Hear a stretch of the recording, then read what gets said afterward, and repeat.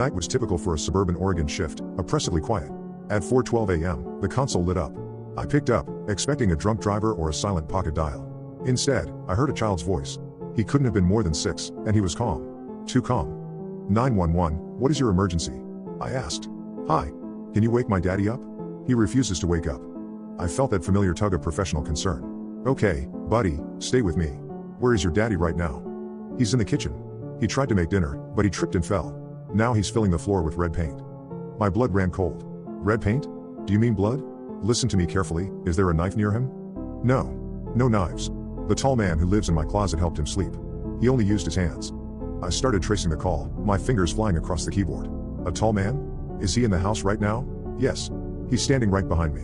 He says you talk too much, Mark. I froze. My name wasn't on the caller ID. How do you know my name? He says he knows you well. He says you forgot to lock your bedroom window before you left for work today. He's looking at Emma while she sleeps right now. I lost my professional composure.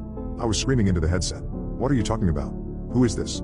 Who is that man? The child's voice shifted. It dropped several octaves, becoming a guttural, distorted rasp that didn't sound human. Don't worry, Mark. I'll make her sleep deeply. Just like this father. The line went dead.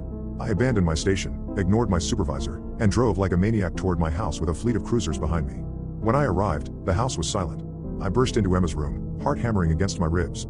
She was there, tucked in, breathing peacefully.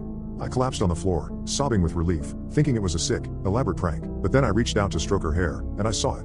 Tucked under her pillow was a baby monitor. It was active. And coming through the speaker was my own voice, recorded from the office 5 minutes ago. 911, what is your emergency? The police investigation broke me. The call hadn't come from my home phone. It came from a high-frequency transmitter embedded inside the drywall of my daughter's room. Someone had been living inside the walls for months. They had carved out a nest made of my daughter's old clothes and hundreds of candid photos of me sleeping, taken through the air vents.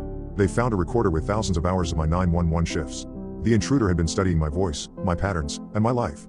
But the detail that sent me to the ward was the DNA they found in that crawlspace. It matched mine perfectly, but it was the DNA of a child. As if a version of me had stopped growing and stayed in the dark, waiting. I moved to a different state. I changed my name. Emma stopped speaking entirely, she just stares at the walls and smiles. A week ago, in a city where nobody knows us, my phone rang. Private number. I answered, my hand shaking. I heard a recording of myself from years ago. 911, what is your emergency? Then, a child's giggle whispered, we found another open window, Mark. And this time, Emma opened it for us. I looked up. Emma was standing in the kitchen doorway, holding a steak knife. She looked at me with a hollow grin and said, Daddy, the tall man says the red paint tastes much better than coffee. I'm writing this from a reinforced room in a facility. They say I had a breakdown and hurt my own family. But I know the truth. The call never ended. I can still hear the static in my ears, and I can hear the scratching coming from inside the hospital walls.